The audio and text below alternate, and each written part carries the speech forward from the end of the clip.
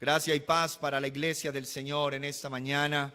Bienvenidos todos ustedes, cada familia, en esta hora, este lugar, para escuchar la palabra de Dios y rendir culto de adoración al único Dios viviente y verdadero.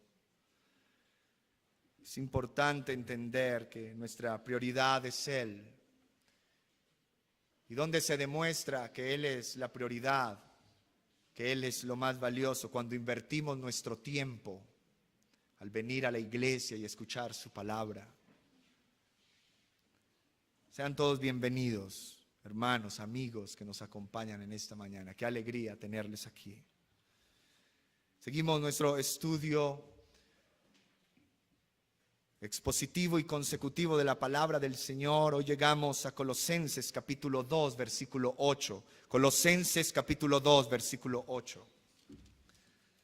Colosenses capítulo 2, versículo 8. El título de nuestra enseñanza en esta mañana: enfrentando el error. Enfrentando el error. Colosenses capítulo 2, versículo 8. Vamos a leer hasta el 15. Mirad que nadie os engañe por medio de filosofías y huecas sutilezas, según las tradiciones de los hombres, conforme a los rudimentos del mundo y no según Cristo. Porque en Él habita corporalmente toda la plenitud de la deidad, y vosotros estáis completos en Él, que es la cabeza de todo principado y potestad. En Él también fuisteis circuncidados con circuncisión, no hecha a mano, al echar de vosotros el cuerpo pecaminoso carnal en la circuncisión de Cristo, sepultados con Él en el bautismo, en el cual fuisteis también resucitados con Él, mediante la fe en el poder de Dios que le levantó de los muertos.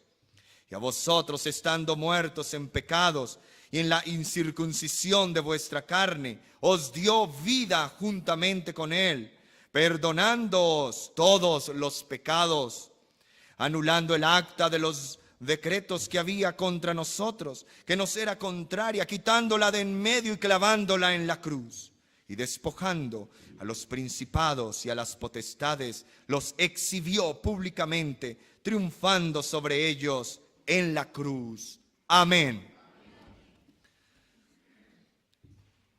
El apóstol Pablo viene hablando acerca de que Jesucristo es Dios, de que Jesucristo es preeminente y gobierna sobre todas las cosas y es cabeza de la iglesia. Y también en este texto habla de Cristo como el vencedor, el gran vencedor es Cristo. Y él comienza en el versículo 8, el apóstol Pablo, capacitado, guiado, conducido por el Espíritu Santo, a mostrar cómo hay que hacer frente a la herejía, a las filosofías vanas, huecas, a la falsa enseñanza. Él nos muestra cómo hacer frente a ello. Y esa es una buena pregunta. ¿Cómo hacemos frente como iglesia del Señor ante la herejía, ante la falsa enseñanza? Él comienza diciendo: mirad, que nadie os engañe por medio de filosofías y huecas sutilezas, según las tradiciones de los hombres, conforme a los rudimentos del mundo y no según Cristo. Porque en Él habita corporalmente toda la plenitud de la deidad. Falsa enseñanza versus verdadera enseñanza. Aquí lo podemos ver en estos dos versículos. ¿Cómo hay que hacer frente al error? ¿Cómo hay que hacer frente a la herejía? ¿Será acaso con violentas acusaciones? ¿Será acaso con violentas discusiones, pleitos o controversias? ¿Saben? La mejor forma de hacer frente al error, a las herejías, es con la afirmación positiva de la verdad. Y ahí lo dice el versículo 2, el versículo 9. Porque en Él habita, ¿en quién? En Cristo, corporalmente, toda la plenitud de la deidad.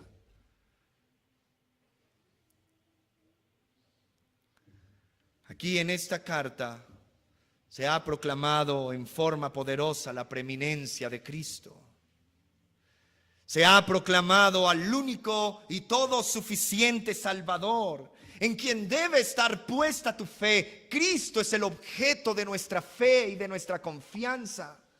No el brazo del hombre, no ningún método, no ninguna religión. Es Cristo, su persona, su obra, en quien debe estar puesta tu fe. Y en esta carta se ha proclamado una y otra vez al único y todo suficiente Salvador, en quien debe estar tu fe. Cristo, Él es Dios. Cristo, Él es Salvador suficiente. Cristo es el vencedor. Él ha vencido la muerte. Él ha despojado de su poder a los demonios.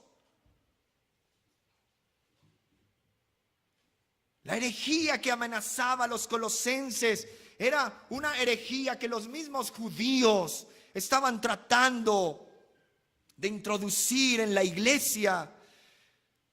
Estos judíos trataban de imponer a los creyentes cristianos el ritual hebreo, con todas sus ceremonias y festividades y ayunos.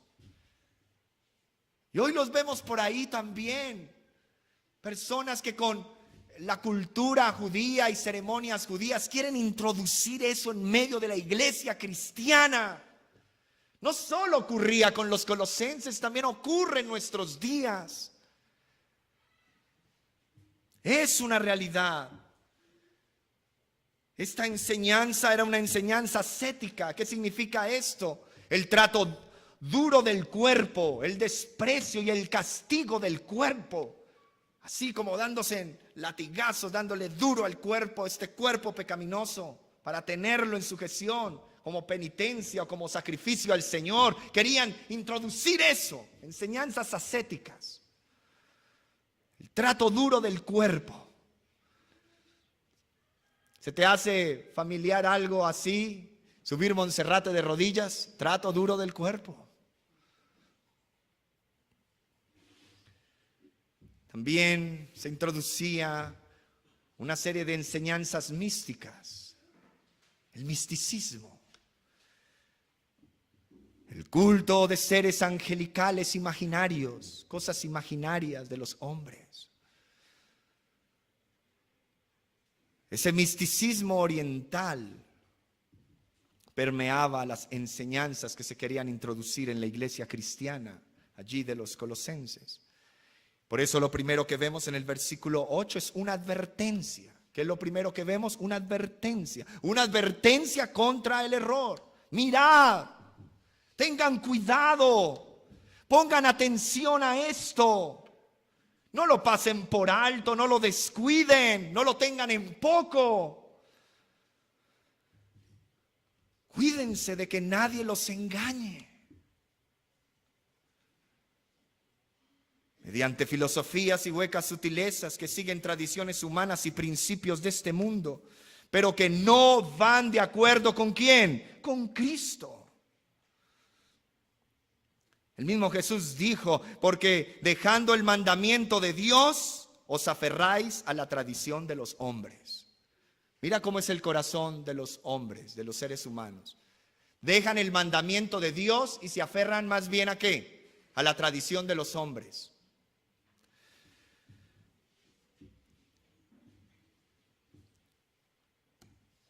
¿Saben? El apóstol Pablo les está diciendo, cuidado que nadie los tome prisioneros. Qué tremendo es esto. Los falsos maestros no salen para rescatar a los perdidos. Ellos vienen a ser los esclavos de sus tradiciones y de su falsa enseñanza, como lo hacen las sectas en el día de hoy. Ellos secuestran espiritualmente a la gente. Esto es terrible. Hay un secuestro espiritual. Los atrapan. Les infunden miedo. Muchos no salen de esas denominaciones, muchos no salen de esas doctrinas erróneas por miedo.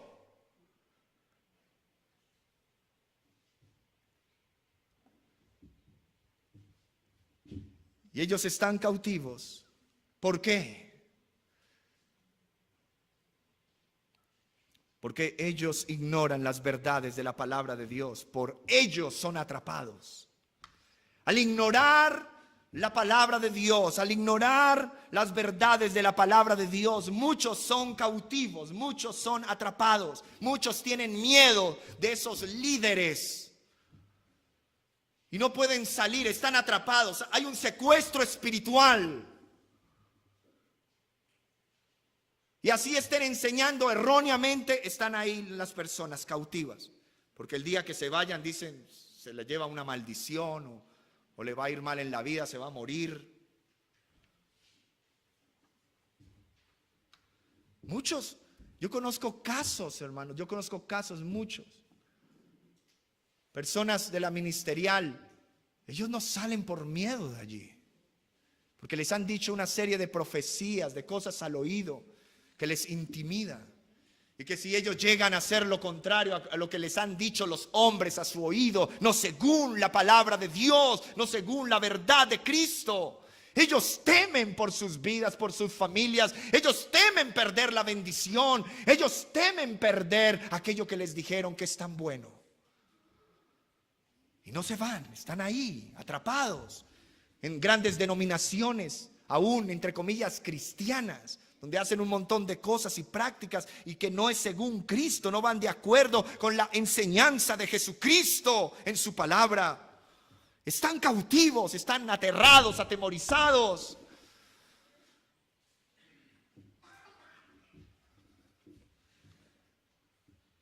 Es una tentación común en cualquier época, querer suplantar las realidades divinas con teorías y filosofías humanas. Y muchos están cautivos allí.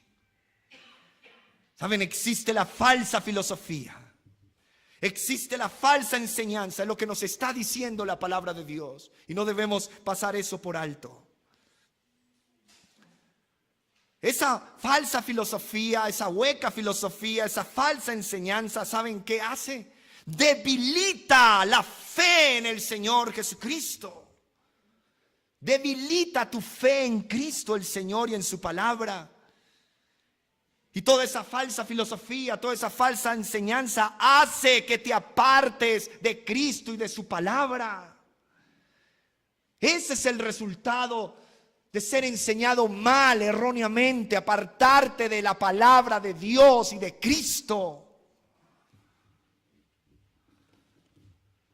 Cualquier sistema de enseñanza, cualquier orgullosa filosofía humana que se interpone frente a Cristo debe ser desechada por la iglesia, debe ser desechada por ti. La advertencia es que cualquier teoría humana o filosofía de la vida que niegue, escúcheme, que niegue la preeminencia y la suficiencia de Cristo, su supremacía, debe ser desechada por la iglesia de manera radical. Es allí donde debemos ser radicales.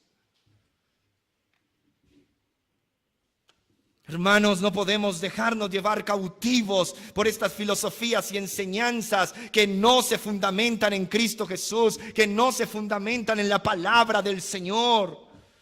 No permitan que se les desvíen del camino correcto, no lo permitas.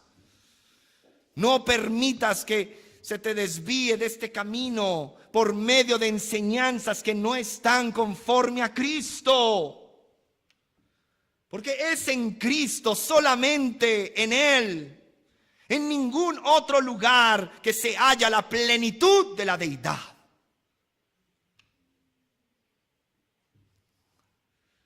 En Cristo mora esta plenitud.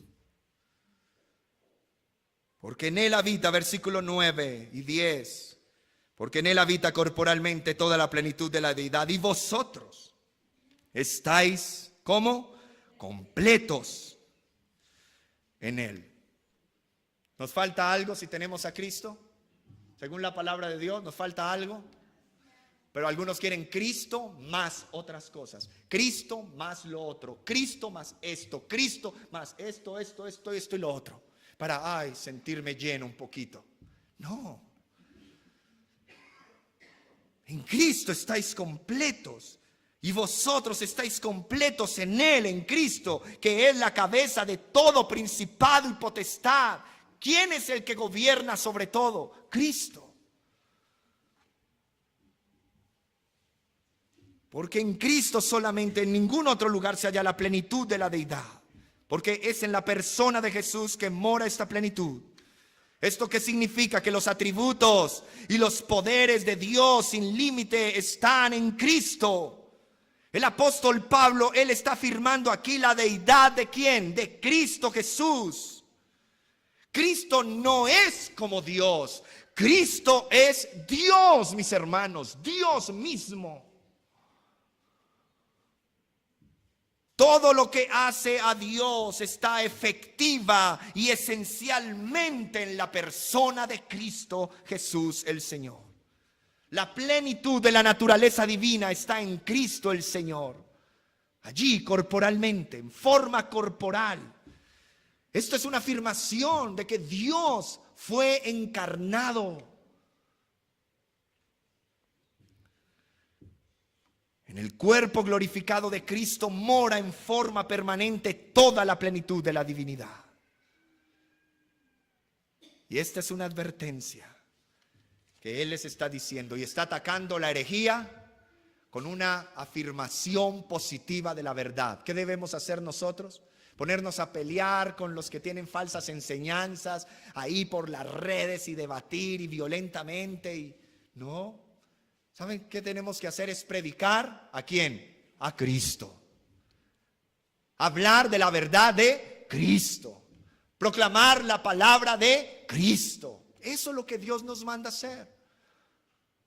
Él no me manda a innovar, a ser el pastor de moda, a innovar con otras ideas, para tenerlos a ustedes ahí entretenidos, cautivados. No.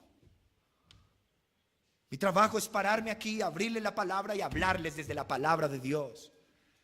Todo púlpito de toda iglesia, el púlpito, mis hermanos, debe ser el trono de la palabra de Dios.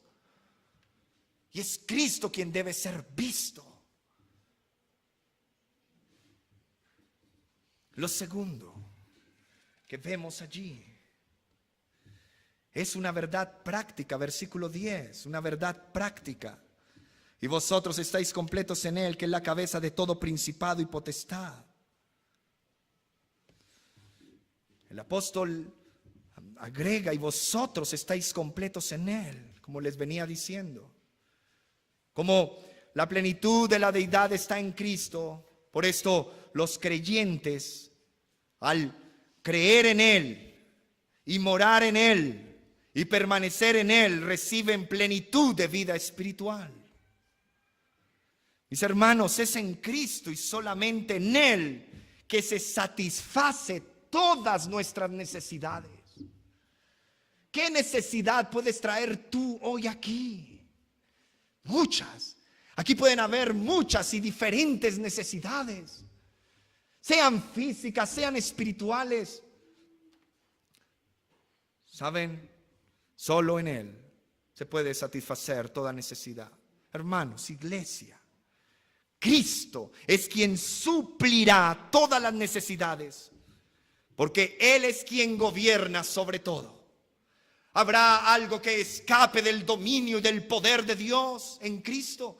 ¿Habrá algo que se escape del gobierno de Cristo en estos momentos? Nada. Todo está bajo su gobierno y su control, porque Él es la cabeza de todo principado y potestad. El gobierno lo tiene Cristo. Y si Él tiene el gobierno de todo, Él suplirá todo lo que os falta conforme a sus riquezas en gloria en Cristo Jesús. Necesidades físicas, Él las suplirá. Necesidades espirituales, Él las suplirá. Vosotros estáis completos en Él. Tenemos grandes beneficios espirituales por la obra de Cristo en la cruz. Y esto es lo que nos da reposo, esto es lo que nos da aliento, esto es lo que nos da fuerza. Estamos completos en el Señor. ¿Qué te falta a ti? Tú que tienes comezón de oír otras enseñanzas, otras doctrinas,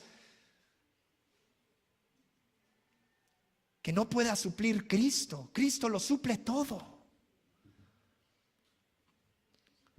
Y vosotros estáis completos en Él. Él suplirá todas las necesidades porque Él es quien gobierna sobre todo. Cristo es la fuente de la cual fluye toda la gracia. Cristo es la fuente de donde fluye todo el valor, la fortaleza que necesitamos, la sabiduría que tú necesitas. No debes buscar otra fuente de gracia. No debes buscar otra fuente de sabiduría. Está en Cristo. En Él están los tesoros de la sabiduría y del conocimiento. No debes ser fiel ni someterte a ningún otro ser espiritual, porque es Cristo y solo Cristo la cabeza de todo principado y potestad. Por eso nosotros no nos sometemos a ningún otro ser espiritual, porque Cristo es la cabeza de todo principado y potestad. ¿Nos sometemos es a quién? A Cristo. La iglesia debe estar sujeta ¿a quién? A Cristo, no a los hombres. No a las denominaciones religiosas, no al Papa, no a este o a tal pastor o a este tal apóstol que dicen hoy ser. No, debemos estar sujetos a Cristo, porque Él es la cabeza de todo principado y potestad. No debes confiar en preceptos y ceremonias o rituales judíos o de otra especie, porque era eso lo que los falsos maestros querían infiltrar en la iglesia para separarlos de Cristo y de estar completos en Él. Que nada quite o debilite tu confianza en el Señor. Iglesia, hermanos míos, que nada quite o debilite tu confianza en el Señor. Pon tu confianza en el Señor. Una y otra vez te lo diremos, pon tu confianza en Cristo, no en el pastor de moda. Pon tu confianza en Cristo el Señor. Míralo a Él, ven a Él en arrepentimiento y fe. ¿A dónde estás mirando? ¿Qué estás mirando que no es Cristo? ¿A quién estás escuchando? ¿Qué estás escuchando que no es la palabra del Señor? Que nada quite o debilite tu confianza en el Señor. En Cristo confiamos. Lo tercero, un poder transformador. Versículo 11 y 12, un poder transformador. Vimos una advertencia contra el error, una verdad práctica en la cual nos debemos aferrar. Y lo tercero, un poder transformador. Versículos 11 y 12. En Él también fuisteis circuncidados con circuncisión no hecha a mano, al echar de vosotros el cuerpo pecaminoso carnal en la circuncisión de Cristo. Versículo 12, sepultados con Él en el bautismo, en el cual fuisteis también resucitados con Él, mediante la fe en el poder de Dios que le levantó de los muertos. Un poder transformador. ¿Saben algo, mis hermanos? Pónganme atención. Al creer en Cristo, al creer en Él, al arrepentirse de pecar contra Dios, el Espíritu Santo, Él obra la verdadera circuncisión en nuestro corazón. Los judíos querían circuncidar a los cristianos, porque esa era su tradición. Pero el Señor les dice acá a través del apóstol Pablo que no es ese tipo de circuncisión física, sino es espiritual. El Espíritu Santo obra la verdadera circuncisión en el corazón, circuncidados con circuncisión no hecha a mano. Al echar de vosotros el cuerpo pecaminoso, carnal, en la circuncisión ¿de quién? De Cristo. ¿Cristo fue circuncidado? Sí, cuando eran bebés tenías que esperar 8 días, eran circuncidados. ¿Cristo fue circuncidado? Sí. Y los que estamos en Él somos circuncidados, pero espiritualmente. ¿Pero qué decían los judíos? No basta eso. Necesitas, cree en Cristo, pero también necesitas circuncidarte. Entonces déjate pasar el cuchillo, para que así estés más cerca de Dios, para que así agrades a Dios. Pero Él les advierte, les dice que no, el apóstol Pablo. La circuncisión simboliza la necesidad de que el corazón del hombre sea ¿qué? Regenerado. Sea purificado con el sacrificio sustitutivo del Cordero de Dios. Deuteronomio 10:16. Deuteronomio 10:16.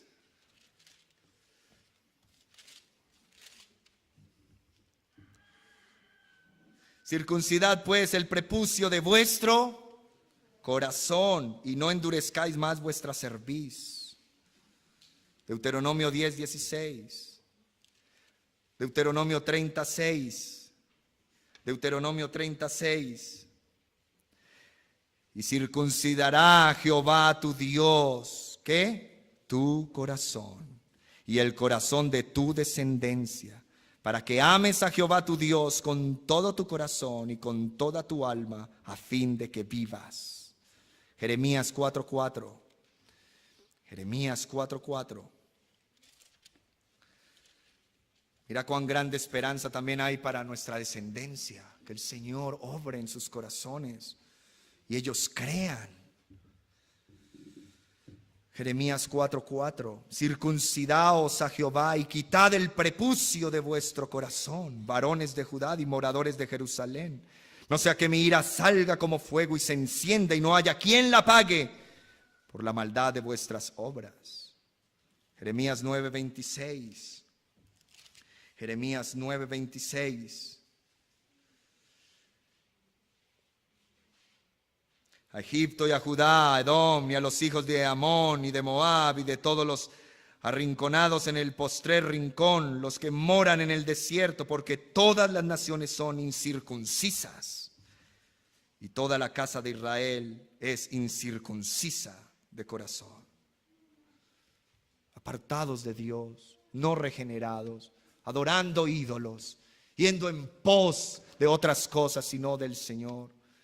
Aquí la circuncisión simboliza la necesidad de que el corazón del hombre sea regenerado, y esto solo lo puede hacer el Espíritu Santo de Dios. Solo por medio del sacrificio de Cristo en la cruz y el derramamiento de su sangre preciosa es que nuestras conciencias son limpias para que podamos servir al único Dios viviente y verdadero. La circuncisión fue la señal externa para los judíos en el Antiguo Testamento, como señal externa de pertenecer al pueblo del Señor. La circuncisión fue esa señal externa también de la limpieza del pecado, que venía con la fe en Dios, quien salva al pecador. Ahora en la salvación los creyentes son sometidos a una circuncisión espiritual. En el Nuevo Testamento se habla del nuevo nacimiento por el Espíritu Santo, que produce una nueva criatura. Esa es la circuncisión del corazón. Ahora en el Nuevo Testamento nuestra fe en Cristo se expresa en algo que menciona aquí el apóstol Pablo, y es el bautismo, la identificación con Cristo en su muerte, en su sepultura y en su resurrección. Sepultados, versículo 12, con Él en el bautismo, en el cual fuisteis también resucitados con Él, mediante la fe en el poder de Dios que levantó a los muertos. Esa transformación que ya se ha operado en el corazón, porque es por el poder de Dios, no por el hombre, no por decisión propia del hombre, sino por el poder de Dios. Esa transformación que ya ha sido operada en el corazón por el Espíritu Santo y su poder, va a ser expresada en una obediencia a Dios, a la ordenanza de Dios en el bautismo. Aquellos que vienen al bautismo están expresando obediencia a Dios, y esto es producido por el Espíritu Santo de Dios, donde el creyente se identifica con la muerte, sepultura y resurrección de Cristo. Esa muerte, esa sepultura, esa resurrección del Señor para nuestro gran beneficio. Y Pablo le dice a los colosenses: vuestra circuncisión fue la obra del Espíritu Santo, efectuada sin manos. La otra, la del Antiguo Testamento, fue una cirugía hecha por mano de hombres. Pero los colosenses debían entender que es una circuncisión en el interior del corazón, no algo exterior solamente. ¿Saben? Cristo cargó con la culpa y el castigo de la ley por nosotros. Él toma sobre sí la maldición que descansaba sobre nosotros. Y por ello el Espíritu Santo de Dios ha sembrado en nuestros corazones la semilla de la nueva vida. Y hoy vivimos para la gloria del Señor. Es por el poder de Dios que somos transformados. Muchos dicen: voy a cambiar por mí mismo. No puedes. Voy a hacer todo lo posible, me voy a proponer en el corazón. El ser humano no puede ni quiere. Solo por la intervención del Señor, por el poder de Él en nosotros, somos salvados y somos transformados. Y aquí viene una promesa alentadora, versículo 13. Esto es lo cuarto, una promesa alentadora. Número 4, una promesa alentadora, versículo 13. Y a vosotros, estando muertos en pecados y en la incircuncisión de vuestra carne, os dio vida juntamente con Él, perdonándoos todos los pecados. ¿Saben algo, hermanos? En su gran misericordia, Dios nos ha tenido compasión. Él ha tenido compasión de esta humanidad rebelde. A vosotros, dice el apóstol Pablo, a vosotros, los que antes no pertenecían al pueblo de Dios. A vosotros, los que estaban, ¿qué? Muertos moral y espiritualmente. Aquellos que por sus delitos contra la santa ley de Dios estaban bajo una sentencia judicial de culpa. Impotentes, sin esperanza alguna, hijos de ira, que seguían los deseos de vuestro padre el diablo. A vosotros, sí, a vosotros, aquellos que en miserable condición esperaban el justo juicio de Dios por sus pecados. Dios el Señor tuvo misericordia y os dio vida. Aquí está diciendo: los hizo vivir. Ustedes que estaban muertos, los hizo vivir. ¿Por qué estamos vivos espiritualmente? Porque Cristo lo hizo en su gracia y en su misericordia. Si hoy tú no has entendido el Evangelio, si a ti no te interesa para nada lo que estás escuchando hoy, si estás pensando en otras cosas, estás aferrado más a este mundo, tú estás muerto espiritualmente. ¿No te aterra esa realidad? Que estés muerto espiritualmente en delitos, que seas visto por Dios como un delincuente. ¿No te aterra eso? Tú que estás sentado ahí tan relajado, tan tranquilo, esperando simplemente a qué hora se acaba el sermón para irte y ya, y decir: cumplí, me siento bien, y ahora sí, Señor, mande la bendición para acá. ¿No te aterra que si Él no te da vida, estás muerto y eres visto como un delincuente, un reo de muerte? Pero Dios en su inmensa misericordia os dio vida, los hizo vivir. Hermanos míos, reflexionemos en esto una y otra vez, pensemos profundamente en esto una y otra vez, digámoselo a nuestros hijos una y otra vez. Lo que Cristo ha hecho en su misericordia, porque no fue algo que mereciéramos. Nadie merecía la salvación ni las misericordias de Dios. Nadie. Toda bendición de Dios es por su gracia y su misericordia. Entiende esto y humíllate delante de Dios en esta mañana. Dios derramó tan grande y generosa gracia sobre vosotros que estabais muertos profundamente, caídos, tan perdidos en densa oscuridad, sin ninguna esperanza. Pero Él, que es grande en misericordia, os dio vida. Os dio vida. Él os dio vida. Nosotros que tan completamente corrompidos en estado y en condición estábamos, Él nos dio vida, una nueva oportunidad para vivir, grande esperanza para seguir adelante, no solo en este peregrinaje temporal, sino de aquí a la eternidad. Él nos dio vida, fuimos vivificados. Él los hizo vivir. ¿Por quién? Por Cristo. Porque el mismo Dios que levantó a Cristo Jesús de los muertos, en ese mismo acto vivificó a los colosenses. Y no solamente a los colosenses, sino a ti y a mí y a todos los que creemos en el Señor Jesucristo. Ahora, ¿qué es lo primero que Dios hace? Dice: a vosotros, estando muertos en pecados y en la incircuncisión de vuestra carne, os dio vida juntamente con Él, perdonándoos todos los pecados. ¿Qué sucedió cuando Él nos dio vida? ¿Qué fue lo primero? Que hubo perdón de pecados. Lo primero que Dios hace en la obra de la salvación, ¿saben qué es? Es remover la culpa de nuestros horribles pecados.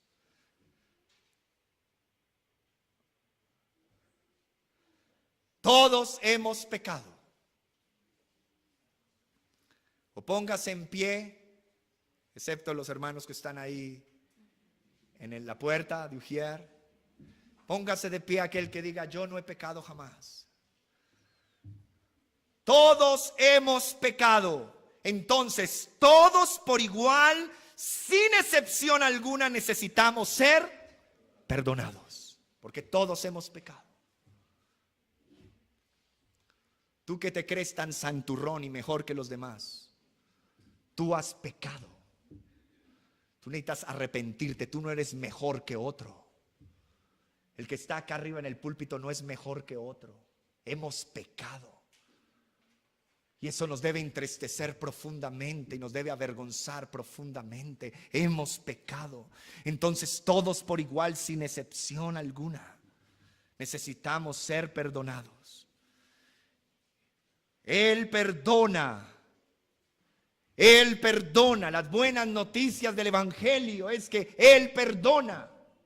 ¿Cuál ha sido tu pecado? Él lo perdona.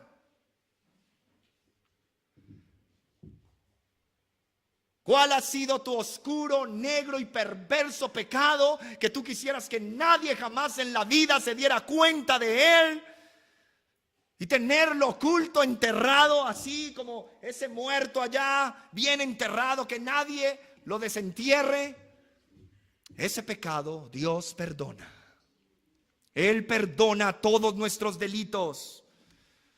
Y Él no perdona por perdonar, Él perdona con base a la obra sustitutiva de Cristo en la cruz, porque Él pagó, Él nos perdona.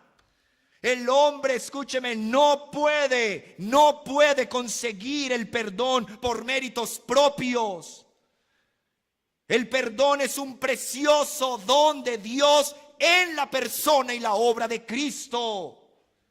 Él da su perdón según las grandes riquezas de su gracia. Su amor perdonador sobreabunda, hermanos. Donde abunda el pecado, sobreabunda la gracia de Dios. ¿Cómo desaprovecharla? ¿Cómo desecharla? ¿Cómo hacer caso omiso a ello? ¿Cómo vivir indiferentes ante grandes misericordias como estas?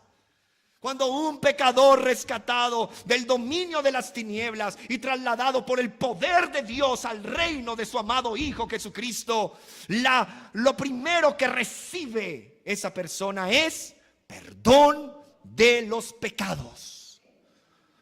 Gloria al Señor. Él perdona pecados. Que este evangelio se nos fue dado para que proclamemos el perdón de los pecados en Cristo. Dios ruega a los hombres que se reconcilien con Él, no tomándoles en cuenta a los hombres sus pecados. Cuánta misericordia del Señor. Merecíamos su juicio y su justo castigo, todo el descargo de la ira de Dios sobre nosotros. Y Él no toma en cuenta a los hombres sus pecados. De aquellos que han confiado en la obra y la persona de Cristo Jesús. Saben, aquí nos muestra la Escritura: y a vosotros, estando muertos en pecados y en la incircuncisión de vuestra carne, os dio juntamente con Él, perdonando todos los pecados. Esa vida que nos dio Él. Él es el que toma la iniciativa. Dios toma la iniciativa, no el hombre, en la salvación. Dios toma la iniciativa y ejerce el poder que da vida. Es Dios quien despierta a los pecadores y los une poderosamente a Cristo por el Espíritu Santo. ¿No les parece maravilloso el Evangelio? Díganme en qué otra noticia se asemeja a esta. Díganmelos.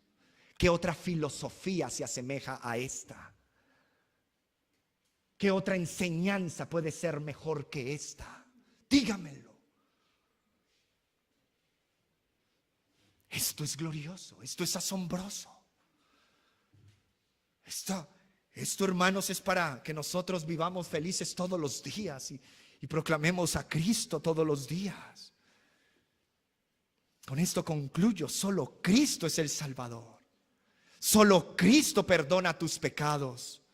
Solo en Cristo está la vida. Solo en Él están cubiertas todas nuestras necesidades. Solo por medio de Cristo pueden los que están muertos en sus pecados recibir vida eterna. Los muertos espirituales no tienen capacidad alguna en sí mismos para darse en vida a sí mismos. Dios otorga a pecadores culpables el perdón cuando estos depositan la fe en Jesucristo y en su obra sustitutiva en la cruz del Calvario. Ven a Cristo en esta mañana. Ven a Él en arrepentimiento y fe. Desecha tus credenciales cristianas evangélicas y ven como un pecador arrepentido. Y mira cuán gran bendición podemos tener en la persona y en la obra de Cristo Jesús el Señor.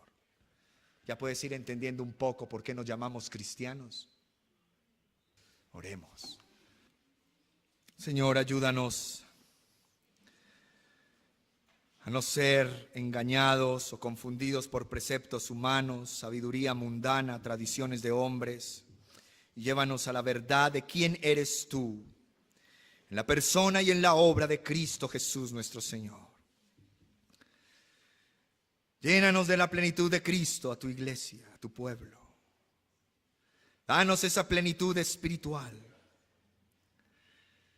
Trae esa renovación espiritual, ese nuevo nacimiento, que muchos en esa circuncisión espiritual abandonen el pecado y abandonen las ideas de este mundo. Circuncida nuestros corazones, Espíritu Santo. Regenera los corazones, regenera las vidas. Señor, te pedimos que nos des fe. Y así como Cristo resucitó, nosotros entendamos que resucitamos con Él. Aviva nuestros corazones, Señor.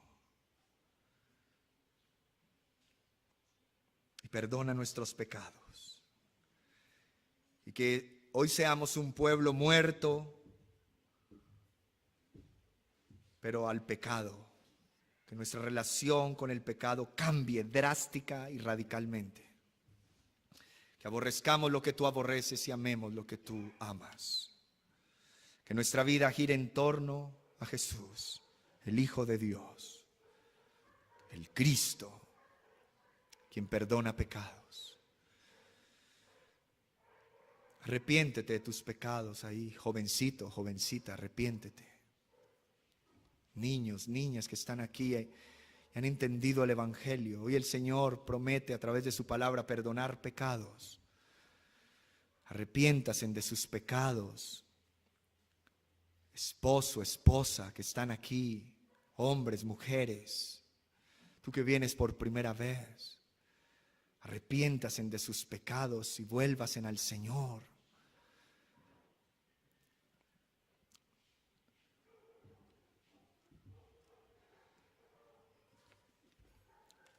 Ven a Cristo en arrepentimiento y fe. Gracias, Señor, por tu presencia, por tu palabra.